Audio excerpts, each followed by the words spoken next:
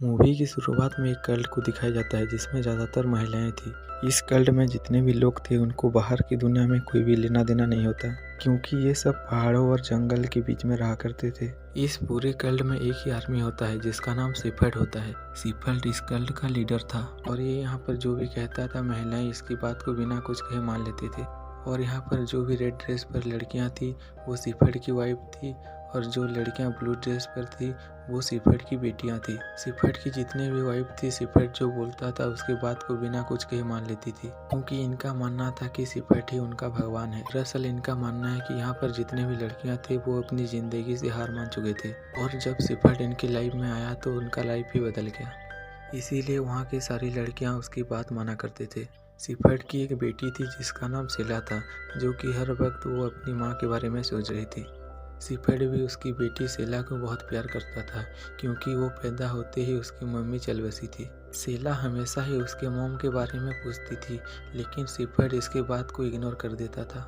Shepherd ने यहाँ पर बहुत सारे रूल्स बनाया होता है, जैसे कि यहाँ पर कोई बीमार होता है तो उसको हॉस्पिटल नहीं ले जाकर वहाँ पर ही इलाज कराया जाता है, और किसी भी लड़की को यहाँ पर पीरियड होता है तो उसको उसके ग्रुप से कुछ दिन के लिए निकाल देता है, क्योंकि सेफर्ड का मानना था पीरियड के समय पर लड़कियां नापाक हो जाती हैं। यहाँ पर ऐसे और दो लड़कियां हैं जिनको वो अपने ग्रुप से बाहर ही रखता है। एक हमेशा ही बीमार रहती है इसीलिए वो अपने ग्रुप से बाहर रखता है, और एक उसके रूल्स का पालन नहीं करती है इसीलिए उसको भी बाहर रखता है। जो लड़की सेफर्ड के रूल्स का पालन नहीं करती थी उसका नाम सारा था। सेफर्ड ने उन दोनों को कुछ ही दूरी पर एक केबिन में रखा था। इस गिल्ड में जितने भी और लोग होते हैं वो लोग इन दोनों से बात करना नहीं चाहते थे, क्योंकि उनका मानना था कि ये दोनों नापाक हैं। सेला एक दिन बकरियां चराने ले गई थी।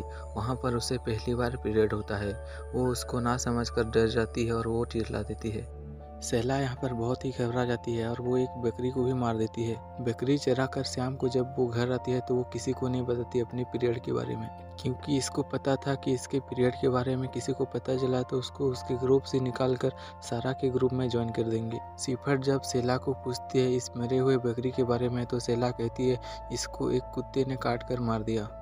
सेफर्ड को सेला की बात पर यकीन था इसीलिए उसको कुछ नहीं कहता। रात को दो ऑफिसर आकर सेफर्ड से कहते हैं तुम अपने ग्रुप को लेकर यहाँ से चले जाओ, क्योंकि अभी इलेक्शन का टाइम चल रहा है। अगर तुम अपने ग्रुप को अभी यहाँ से नहीं लेकर जाओगे तो इलेक्शन खत्म होते ही तुम्हारे ग्रुप को अरेस्ट कर लिया जाएगा, क्योंकि ये सीधा मोदी जी का आदेश है। सुबह सुबह अपने ग्रुप को सेफर्ड कहता है कि हमें यहाँ से चले जाना चाहिए, क्योंकि मोदी का सरकार फिर से बनने वाला है और मोदी जी नहीं चाहते कि हम यहाँ पर रहे। उसके बात को सुनकर उसकी वाइफ और उसकी बेटियाँ निकल जाते हैं उसके साथ झारखंड की तरफ, क्योंकि सेफर्ड अब झारखंड के जंगल में अपना ठिकाना बनाने वाला था। सारे लोग यहाँ पर खुश थे, लेकिन सेला यहाँ पर बहुत दुख थी, क्योंकि उसके पीरियड के बारे में किसी को पता नहीं चलना चाहिए। ये सब लोग पूरे दिन चलते हैं और रात होने पर एक जगह पर टेंट लगाकर सोते हैं। सेला रात को सोने के टाइम बहुत ही बुरा सपना देखती है, जहाँ पर सेफर्ड एक बकरी को बहुत ही बुरे तरीके से मार रहा था। यहाँ पर सेला को लगता है कि उसके पीरियड की वजह से ये सब हो रहा है, और सुबह होते ही वो लोग झारखंड की तरफ चल बसते हैं, और चलते चलते ही रात हो जाता है और उन्हें एक घर दिखता है जहाँ पर कोई भी नहीं रहता था। वहाँ पर ही वो लोग आज रात बिताने वाले थे। सुबह होते ही सेला के पीरियड के बारे में एक महिला को पता चल जाता है और वो सेफर्ड को बोल देती है। सेफर्ड उसके बारे में सुनते ही सारा के पास भेज देता है रहने के लिए कुछ दिन के लिए। पहले तो सारा सेला से बात नहीं करती, लेकिन बाद में क्लोज आते ही सारा सेला को सेफर्ड के बारे में कुछ बताती है। सारा सेला से कहती है तुम जब पैदा हुई तो तुम्हारी मॉम बहुत बीमार थी। सेफर्ड चाहता तो तुम्हारी मॉम को हॉस्पिटल लेकर डिलीवरी करा सकता था, लेकिन उसने ऐसा नहीं किया, जिसकी वजह से सेला जब पैदा हुई तो उसकी मॉम बुरी तरह से मर गई थी। सेला सारा से कहती है सेफर्ड ने उसके ग्रुप से तुम्हें निकाल दिया है, तुम यहाँ से भाग क्यों नहीं जाती। सारा कहती है मेरे पास खोने के लिए कुछ भी नहीं है, इसीलिए मेरे मरने तक मुझे यहाँ पर ही रहना पड़ेगा। सारा सेफर्ड के बारे में कई सारी बातें जानती थी, इसीलिए सेफर्ड ने उसके ग्रुप से उसको निकाल दिया था, ताकि सारा किसी को सेफर्ड के खिलाफ भड़का ना सके। ये सब बातें सुनकर सेला भी उसको नफरत करने लगी थी, और ये चाहकर भी किसी को कुछ नहीं बता सकती थी, क्योंकि ये जानती थी कि उसके बात को कोई भी यकीन नहीं करे। सुबह वो लोग जब चल कर जा रहे होते हैं तो एंजल को पेन होता है, क्योंकि एंजल प्रेग्नेंट थी और इसकी डिलीवरी का टाइम भी आ गया था। एंजल यहाँ पर बहुत रोती है, बहुत चिल्लाती है, लेकिन उसकी हेल्प करने के लिए ना ही यहाँ पर हॉस्पिटल था, ना ही यहाँ पर किसी का घर था। फिर यहाँ पर उसको ना चाहते हुए यहाँ पर उसकी डिलीवरी करनी पड़ती है। एंजल की यहाँ पर लड़का पैदा होता है, लेकिन उसको पैदा करते ही वो चल बसती है। शेफर्ड को एंजल की डेथ का कोई भी फर्क नहीं पड़ता।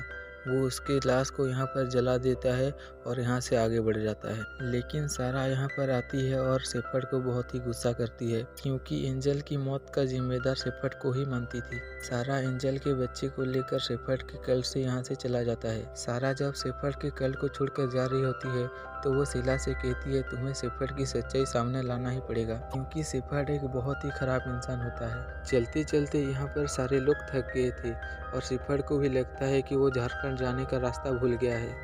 तभी वहाँ पर एक लड़की कहती है, झारखंड का रास्ता लगता है मुझे उस तरफ है। उसकी बेटी की बात सुनकर शेफर्ड बहुत गुस्सा हो जाता है, क्योंकि उसे लगता है कि यहाँ पर उसकी बेटी लीडर बनना चाहती है। शेफर्ड उसकी बेटी को बहुत ही बुरी तरीके से मारने लगता है और शीला भी देख रही होती है, लेकिन यहाँ पर कोई भी कुछ नहीं कहता। कुछ दिनों बाद वो लोग झारखंड तो नहीं पहुँचते, लेकिन एक लेक में पहुँच जाते हैं। शेफर्ड यहाँ पर कहता है, हम यहाँ पर ही अभी रहेंगे, क्योंकि यहाँ पर बहुत शांति है। और वो लोग यहाँ पर टेंट लगा देते हैं और यहाँ पर सारे सो जाते हैं।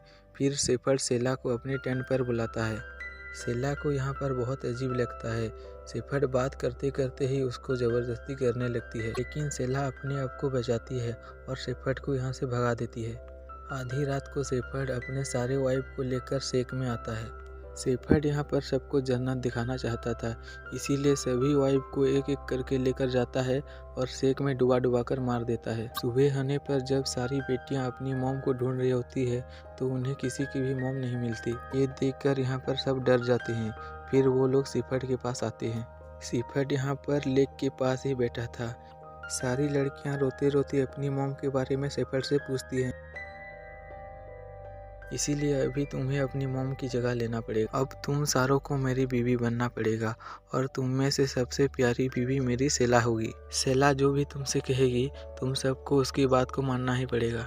शीला यहाँ पर कहती है, मैं तुम्हारी बीवी कभी नहीं बनूंगी, क्योंकि मैं तुम्हारे बारे में सब कुछ जान गई हूँ। और शीला कहती है, मैं तुम्हारे कल को छोड़कर जा रहा हूँ। शीला के इस बात को सुनकर शेफर्ड बहुत ही गुस्सा हो जाता है और शेफर्ड यहाँ पर शीला को एक थप्पड़ मारता है और शीला भी उसकी टॉर्चर को सह सह कर वो थक गई थी, इसीलिए शीला भी शेफर्ड को थप्पड़ मारती है। फिर हम दो ऑफिसर को देखते हैं, जहाँ पर उनको डेड बॉडी मिलती है, जो कि लेक से बहकर यहाँ पर आ गई थी और जंगल के बीच में शेफर्ड का ही बॉडी मिलता है। दरअसल शीला ने अपनी बहनों के साथ मिलकर शेफर्ड को मार दिया था और शीला और बाकी सारी लड़कियाँ यहाँ पर आज़ाद हो जाती हैं और यहाँ पर मूवी खत्म हो जाता है।